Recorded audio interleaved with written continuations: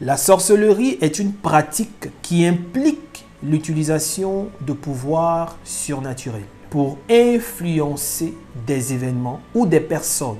Ceux qui pratiquent la sorcellerie sont appelés sorciers ou sorcières pour les dames. Et donc les sorciers utilisent diverses méthodes telles que les rituels, les incantations. Ils utilisent des potions ou d'autres formes de magie pour atteindre leur objectif. La sorcellerie comporte, le mot sorcellerie comporte deux mots. Sorceler. Donc la sorcellerie, c'est le fait de lancer des sorts et de les sceller. Ce sort-là ne sera pas brisé tant que le sorcier lui-même ou une autre personne qui a une connaissance des choses spirituelles, n'est-ce pas, arrive à enlever le sceau et donc à briser le sort. La sorcellerie n'a pas un but, je veux dire, un but sain. Lancer un sort déjà à une personne, c'est malsain. Vous comprenez? Souvent, on nous dit qu'il y a des bons sorciers et il y a des mauvais sorciers. Bien aimé, il n'y a pas de bons sorciers, il n'y a pas de mauvais sorciers. Un sorcier, c'est un sorcier. Un sorcier, c'est quelqu'un qui a la capacité d'utiliser des pouvoirs surnaturels pour lancer des sorts. Quelqu'un qui lance un sort, à quel but? Le seul but, c'est de se satisfaire lui-même en privant l'autre de sa liberté et de son libre arbitre. Alléluia. Nous allons lire un passage de la Bible.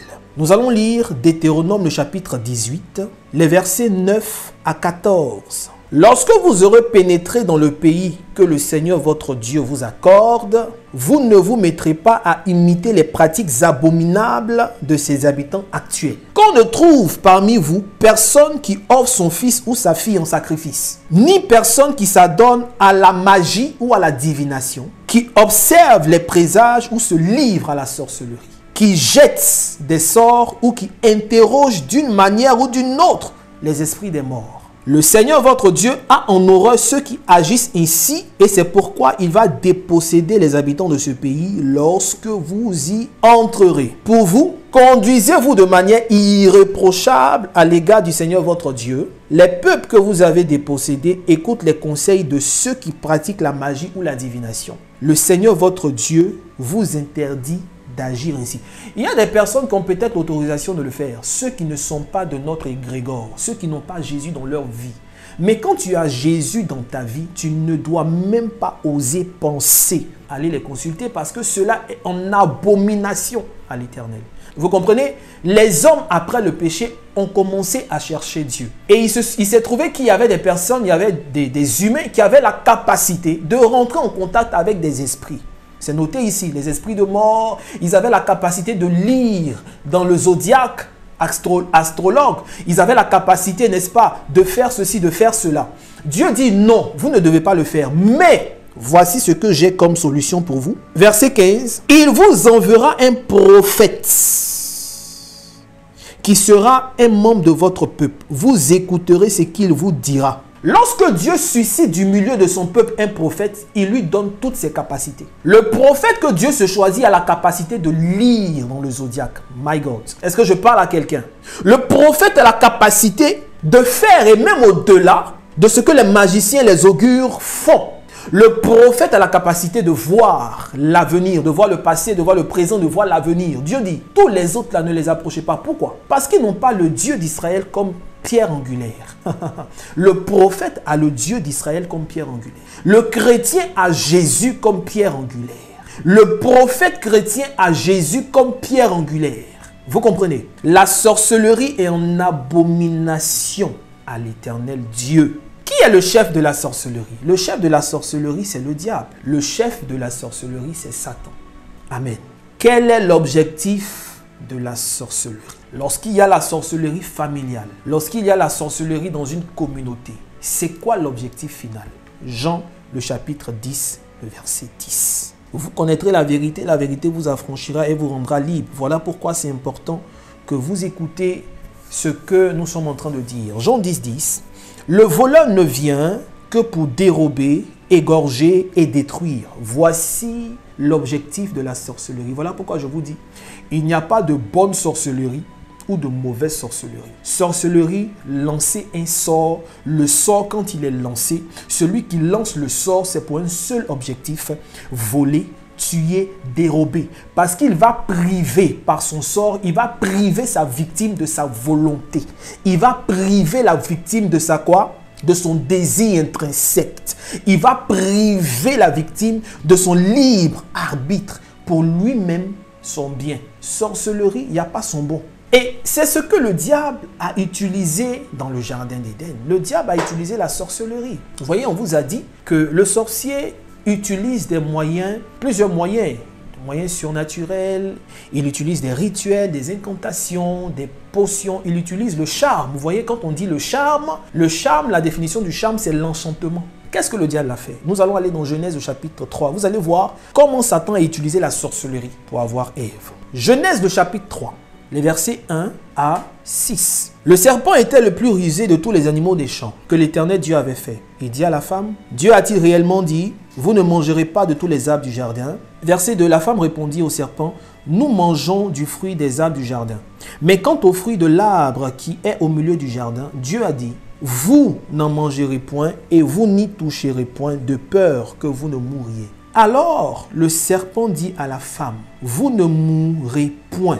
Mais Dieu sait que le jour où vous en mangerez, vos yeux s'ouvriront et que vous serez comme des dieux connaissant le bien et le mal. La femme vit que l'arbre était bon à manger et agréable à la vue et qu'il était précieux pour ouvrir l'intelligence. Elle prit de son fruit et en mangea. Elle en donna aussi à son mari qui était auprès d'elle et il en mangea. Voyez, le diable a utilisé deux choses pour tromper Ève. La Bible dit au verset 1 du chapitre 3, le serpent était le plus rusé de tous les animaux des champs. Le diable a utilisé sa ruse. Il utilise la ruse, verset 1, et au verset 6, il utilise quelque chose qui passe inaperçu. Le verset 6 nous dit quoi? La femme vit que l'arbre était bon à manger et agréable à la vue. Qu'est-ce qu'il a utilisé? Il a utilisé le charme. My God. Il a injecté le charme sur le fruit et la femme regarde le fruit et elle voit que le fruit est bon. Mais je suis choqué. Mais Dieu, lorsqu'il crée toutes choses, il dit que tout ce qu'il a fait était bon. Ève avait l'habitude de voir le fruit. Mais pourquoi ce jour-là, on a l'impression que la vue de Ève a changé? Le diable a utilisé le charme. Le charme n'est rien d'autre que l'enchantement. C'est un sort. Il a utilisé la sorcellerie avec l'outil ruse et l'outil charme. Mais qu'est-ce qui a attiré Satan? Pourquoi Satan, le chef des sorciers, le chef de la sorcellerie, s'est approché du couple adamant? Le verset 25 du chapitre 2. Ce que nous avons lu, c'est le chapitre 3. Maintenant, regardez le dernier verset du chapitre précédent. On nous dit, l'homme et sa femme étaient tous deux nus et ils n'en avaient point honte. Lorsque le serpent a vu Ève et Adam, malgré leur nudité, ils étaient heureux, ils étaient épanouis, ils étaient dans la joie, il y avait la paix. Ça lui faisait trop mal. Il dit non, c'est pas possible que cette famille-là soit aussi heureuse. Ce n'est pas normal que cette famille soit aussi, on sente la joie. Non, non, non, non, je n'aime pas ça. Il faut que je m'approche d'eux. Et il s'est approché d'eux, il a disloqué la famille par la sorcellerie, la ruse et le charme. Ce qui a attiré le chef de la sorcellerie, c'est l'épanouissement de l'homme, l'épanouissement de la femme, leur entente. Satan n'aime pas l'entente. C'est pour cela que lorsque un sorcier commence à agir dans la vie d'une famille, la première chose qu'il commence à faire, c'est de mettre la mésentente. Vous allez remarquer que lorsqu'ils ont fini de manger, lorsque Dieu arrive, qu'il pose la question, ils sont en palabre. Oh, c'est la femme que tu as mis à côté de moi. Elle aussi, ah, c'est le serpent qui est venu. La mésentente. Alors qu'avant, ils étaient un. Dans tout ce qu'ils faisaient, ils étaient un. Au point d'être nus et de ne pas avoir honte. Mais quand ils ont touché, lorsque la sorcellerie est entrée, oh, lorsque le serpent est entré, c'est fini. La sorcellerie est l'âme du diable pour plonger l'homme dans la pire des souffrances. Regardez le verset 7 du chapitre 3. Les yeux de l'un et l'autre s'ouvrirent. Ils connurent qu'ils étaient nus. Et ayant cousu des feuilles de figuier, ils s'en firent des ceintures. C'est là qu'ils voient qu'ils sont nus. Mais nus dans quoi? Nus dans tous les domaines de la vie. Nus dans tous les domaines de la vie. Nus dans le domaine de la santé. Nus dans le domaine financier. Nus dans le domaine des relations. En fait, tu vois que tu es nu. Tu es nu. Tu es nu. C'est la souffrance. La sorcellerie. Bien-aimé, est-ce que tu constates que tu es nu quelque part dans ta vie? C'est que la sorcellerie est passée quelque part. Est-ce qu'on peut pousser? Je vais vous parler des sortes de sorcellerie. Nous avons presque terminé pour ce soir. Il y a deux grandes sortes de sorcellerie. Il y a la sorcellerie consciente et la sorcellerie inconsciente. Mais la sorcellerie inconsciente a deux enfants. Au lieu de dire deux sortes de sorcellerie, je vais plutôt vous dire qu'il y a 4 sortes de sorcellerie. La première sorte de sorcellerie, c'est la sorcellerie consciente. La deuxième, c'est la sorcellerie inconsciente. La troisième, c'est elle que j'ai appelée la sorcellerie innocente ou la sorcellerie aveugle. Et la quatrième, c'est la sorcellerie qu'on subit. La sorcellerie qu'on subit n'a rien à voir avec le fait d'être une victime de la sorcellerie. Il y a des personnes qui sont victimes de la sorcellerie. Les 4 niveaux que j'ai cités sont des personnes qui sont des sorciers. Mais le fait d'être la victime des œuvres de la sorcellerie, ce n'est pas être un sorcier. La sorcellerie consciente, c'est celui-là qui est conscient qu'il est sorcier. La sorcellerie inconsciente, il pratique la sorcellerie, mais il n'est pas conscient. La sorcellerie innocente, il est utilisé. Il est dans la maison de la sorcellerie, mais il n'est pas pratiquant, il est utilisé. La sorcellerie subie, il est aussi dans la maison de la sorcellerie, mais ses dents sont agacées. La Bible dit que les pères ont mangé le raisin et les dents des enfants sont agacées. Je vais vous expliquer. Quand je vais vous expliquer, vous allez voir les nuances. Je vais vous parler d'abord de la sorcellerie consciente. Le sorcier conscient, c'est celui-là qui est d'abord initié. Quelqu'un peut recevoir son initiation en sorcellerie depuis le sein de sa mère. Première initiation, c'est par le sang. La deuxième initiation, l'enfant est dans le ventre toujours. La mère n'est pas sorcière, mais on peut initier l'enfant en touchant le ventre de la mère, donc par touch and receive, ou en donnant à manger à la mère. Vous savez que lorsqu'une mère mange, l'enfant mange et l'enfant est atteint. Quand l'enfant naît, qui n'est pas sorcier, l'on peut initier l'enfant par la nourriture, par un simple toucher. Les gens qui aiment toucher les têtes des enfants. Et puis ne pensez pas que c'est seulement la tête, parce que souvent, quand on voit des personnes toucher, on touche la tête de l'enfant. Oh pardon, il ne faut pas toucher la tête de mon enfant. Il y a une femme qui était malade. Pendant 38 ans, elle perdait du sang. Jésus était dans la foule, elle a réfléchi. Elle a dit, si je touche le pan de sa robe, je serai guéri. Elle n'a pas touché les pieds de Jésus, elle a touché que son habit. Et puis ce n'est même pas en haut, c'est en bas. Jésus était bousculé par la foule. Quand elle a touché le pan de sa robe, Jésus a dit, une force est sortie de moi. Bien aimé, ce n'est pas seulement en touchant la tête d'un enfant qu'on peut l'initier, en touchant même le pan de sa robe, même le sac à dos qu'il a, en touchant juste la corde du sac à dos, on peut lui transférer la sorcellerie.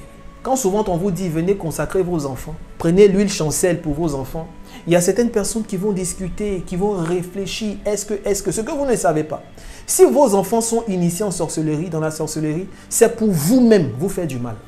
On peut transmettre, initier un enfant dans la sorcellerie par le nom qu'on lui donne. Par le nom, on peut initier même une grande personne. Mais ce sont des pistes, ce sont comment on appelle ça, des points de contact d'initiation.